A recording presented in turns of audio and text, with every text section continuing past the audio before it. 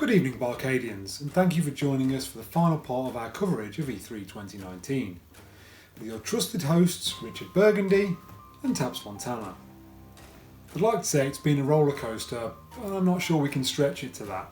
It's felt more like a leisurely monorail, and a pretty underwhelming one at that, with very little scenery to mar en route. But wow, Nintendo brought it home in style and stepped up to the plate as the almighty saviours at E3 2019. Yes! So let's begin. Roll the titles!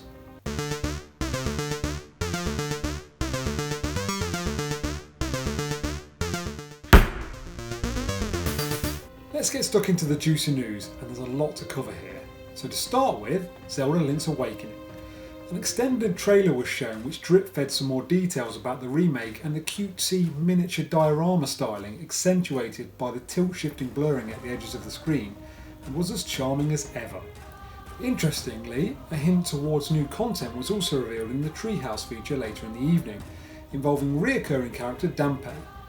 You may remember him from the graveyard in Ocarina of Time.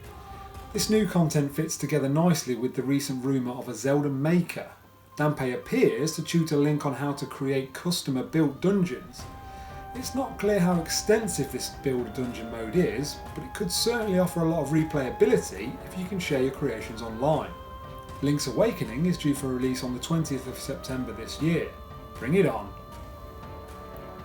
Now, let's see what our roving reporter Tabz Fantana is up to. Tabz, are you there? I'm here, Richard. Somewhere, anyway. I've decided to venture into my loft to provide a thematic backdrop to discuss the Luigis Mansion 3 trailer Nintendo dropped in their Direct. I'm already regretting it, however. But anyway, let's move on. The introduction of the Luigi character certainly looks like a refreshing means of shaking up the series and provides another puzzle-solving facet to the gameplay.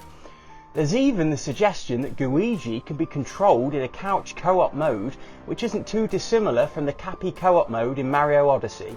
It's always fun to share. The graphical grunt of the Switch is really starting to shine through now, with richer colours, improved lighting and smoother geometry all round. Throw in some additional moves like the slam mechanic and we are surely onto a winner here. And it's due sometime this year.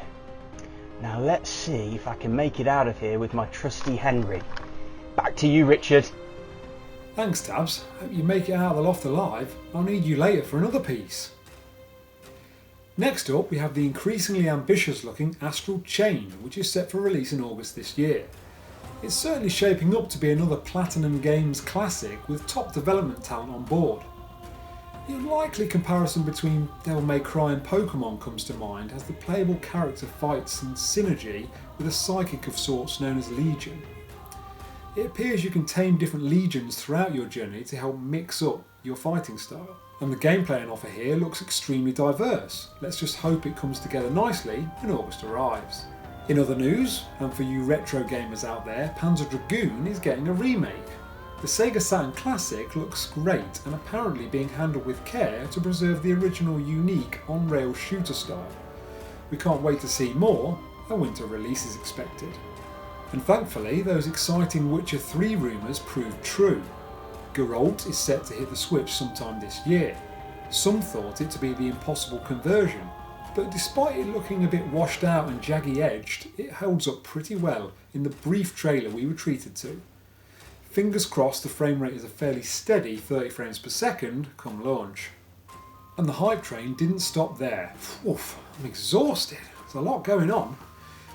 Whilst Animal Crossing New Horizons has fallen foul of its 2019 release date, now expected March 2020, the improvement it promises appears to be worth the wait. The graphics look considerably more natural and detailed. It promises a more robust multiplayer element as well, and a crafting resourcing system that suits the formula perfectly. There's plenty to get our teeth into throughout the rest of the year, Ninty, so take your time if you need it. It's fine. Another rumour which had been doing the rounds and has come into fruition was banjo-kazooie's addition to Smash Bros Ultimate, delivered in a teaser trailer reminiscent of King K. Rool's introduction, sure to please fans of the series everywhere. And now for a cult classic. Suda51 is bringing No More Heroes 3 to the Switch.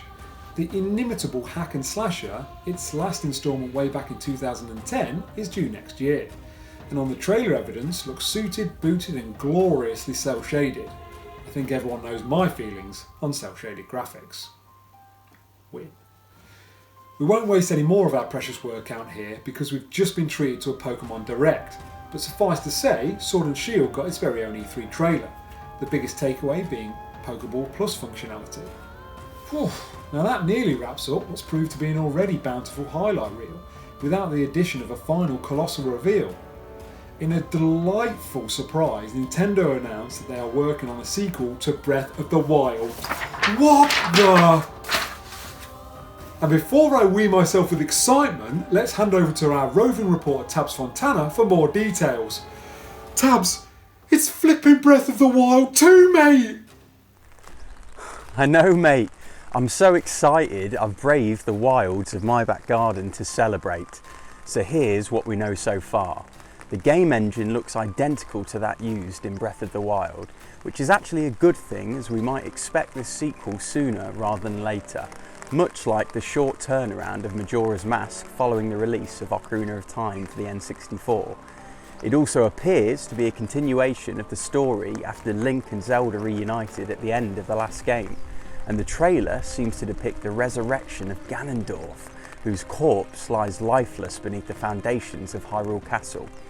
A shot which shows Link wielding a glowing arm might also hint towards the introduction of a new ability or gameplay mechanic at his fingertips.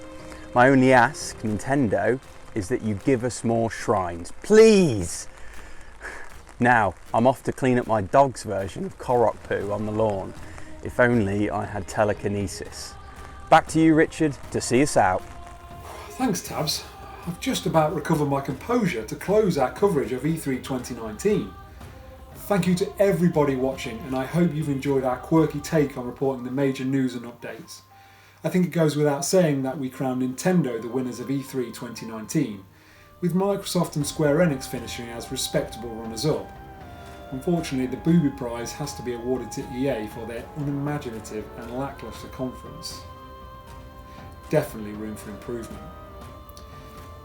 And that about does it.